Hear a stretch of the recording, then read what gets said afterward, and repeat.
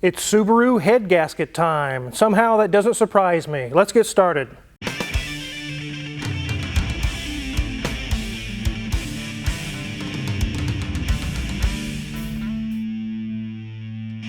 So this is a 2009 Subaru Impreza with the 2.5. It is not turbo or anything crazy like that.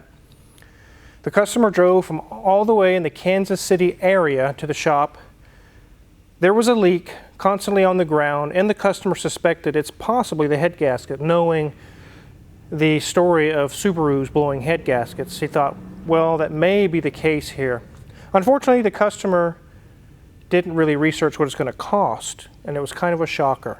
We're going to look at that today, but before we do, let's take a look around this thing. It is a really nice vehicle. So here's the front of the Subaru. It does have some fading starting to happen on the headlights, but nothing too serious. The front otherwise is in great shape. The paint is in great shape.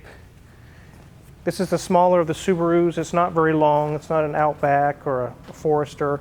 And if you go down this side, you can see the body's in good shape. And you can also see that it has the plastic hubcaps or wheel caps or whatever you call them. But that's fine. It still looks really good. And you can see the back end, it has the nice LED tail lights. And as you can see on this side, it is very nice as well. Externally, this car doesn't need any work. It doesn't need any repairs as far as body or headlamps, tail lamps, or anything like that. Let's go ahead and open the hood. Here is our 2.5 liter, 4-cylinder opposed engine. And you really don't see anything leaking or anything going on up here. Everything looks to be in really good shape. And really, it is in pretty good shape. You can see there's a little bit of corrosion on the battery post over there that could be cleaned up. That battery is very old, from 2015. We will be informing the customer of that. I'm surprised it's even still working. The belts look kind of aged, but they're still doing fine as well. Everything is really looking pretty good otherwise. Our problems that we're having are going to be on the bottom of the engine, but before we lift it up, let's go ahead and check out the interior. Okay, ladies and gents, as you can see, this has 103,530. Not too terribly much for such a big catastrophe to happen to that engine. We're going to turn that off, save that old battery up there. But as you see, it's really in nice condition in here. The dash is looking really good up there. No cracks, no crevices. Has several different shades of gray between the top of the dash, a nice metal accent, and then more dark gray on the bottom for the glove box. HVAC system, super easy. Kind of reminds me actually of that Toyota Camry that we just bought for our daughter. Very simple controls there as well. As we look at the seats, they are a nice cloth, no rips, no tears, no sags, looks good. And as we move to the back seat, oh, I feel sad now. These people have a couple of little kids. They don't need this going on right before Christmas. So this really does suck. But obviously, it fits the little kid space in there pretty well. I wouldn't say there's a whole lot of leg room in there. But for the kids, well, I don't know. They're close enough that maybe they can give their parents some free massage work by kicking the back of that seat. They're also too little to have touched the ceiling. No sagging, no Cheeto fingers going on up there. Everything's looking really good. So as we end at our steering wheel, nice symbol in the center. Simple controls for our cruise control, and that is it. No other controls on there. Just simple, get going down the road, set it, and go. So, looks good in here. Let's see what's going on underneath, where the trouble is.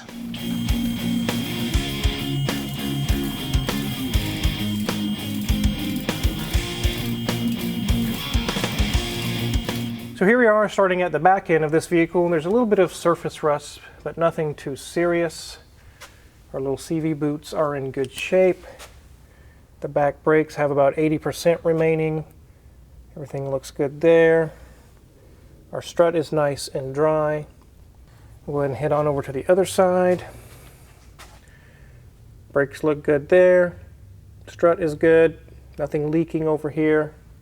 Here we have our drive shaft, and you can see on the U-joint right here, you can see the little dimples that go in a ring around the edge.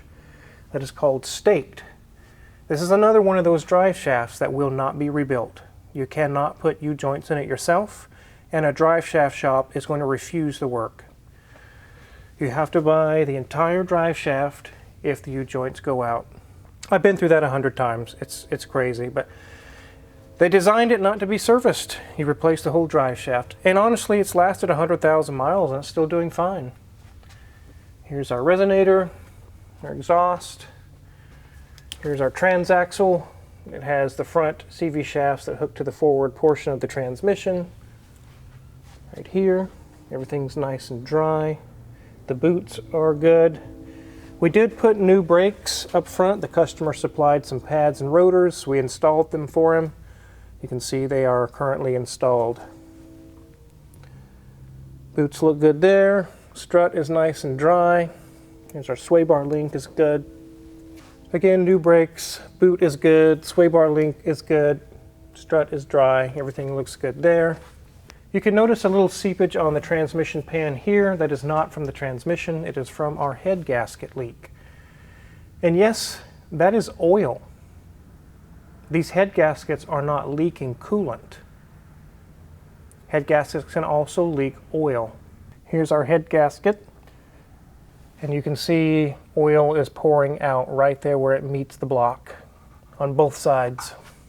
So unfortunately, the head gaskets have to be replaced to take care of that. Some people have said they can smear some silicone on it and call it good. That's not what we do here. That's not a very good repair, and it won't last.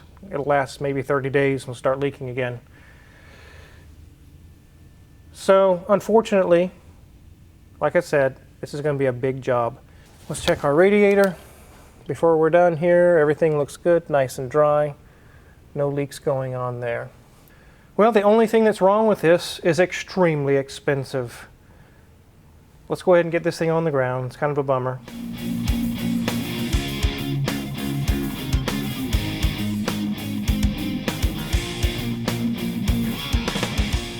So it's a very small oil leak. It's kind of annoying. It's not pouring all over the ground. It's just leaving a little trickle everywhere. It's not overheating. The coolant portion of the head gaskets are fine. We pressure tested it. We checked it out. It does not overheat. It doesn't have issues that way.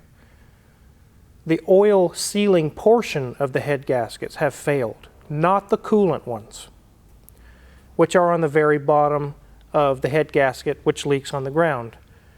And I keep mentioning it's very expensive. It is. And you say, well, how? It's just a small, tiny leak. To get that leak fixed is massive. If you take a look at this picture here, you can see the engine is out. That is required to get the heads off of these because the head bolts will physically contact the frame rails. You can't even get the bolts out. You can't get the heads off because it's an opposed engine. It's not a V, it's not inline. The cylinders face the frame rails, which means the engine has to come out and go onto an engine stand. And then the second big ordeal that really is expensive, you do not take the heads off of this engine without first removing the timing belt and its tensioners and its pulleys. That is included in the price as well, an entire timing belt kit. If you think I'm going to put your old timing belt on, which this has 103,000 miles on it, it's about time for a timing belt. We're going to let the customer know regardless, it's about time for that.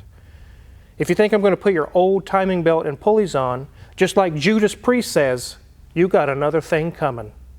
There's no way in heck I'm going to put your old timing belt back on. Engine out, timing belt, tensioner, water pump, the entire service, head gaskets, head bolts. All these things add up.